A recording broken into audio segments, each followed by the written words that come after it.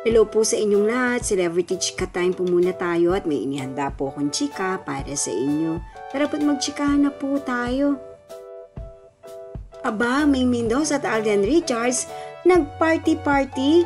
Yes, mga celebrity chika time, yan po ang ichichika ko sa inyo. Nalubos rin pong usap-usapan sa social media ng mga netizens, lalong-lalo na nga po ng mga followers at supporters ni May at Alden.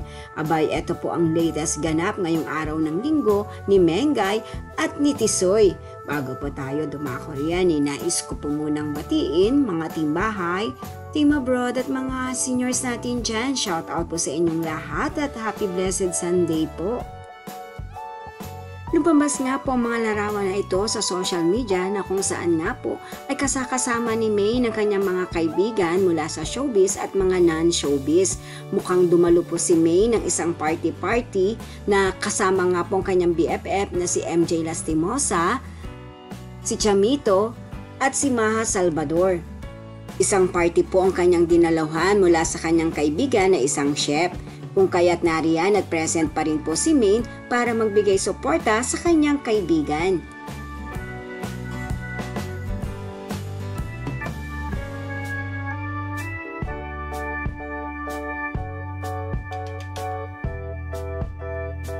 At si Alden naman ay nagpaka-Thanksgiving party para sa kanyang mga kaibigan, mga press at mga vloggers na ginanap po mismo sa kanyang bagong bukas na bar sa Makati. Sabay na rin po nito ang blessings ng kanyang nasabing bar.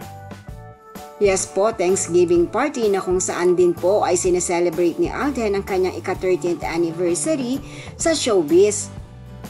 And of course, para rin po ipakita ang kanyang bagong bukas na bar.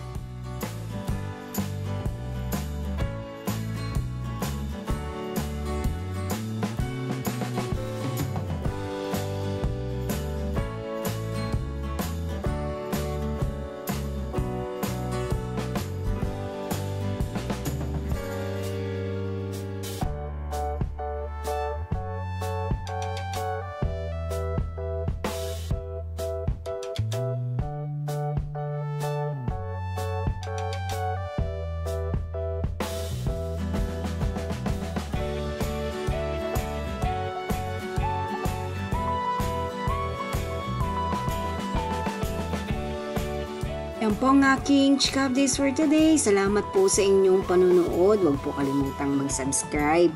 Pwede po mag-comment sa ibaba. Basta wag lamang po harsh o nakakasakit sa isa't isa. Salamat po muli. Spread love, not hate.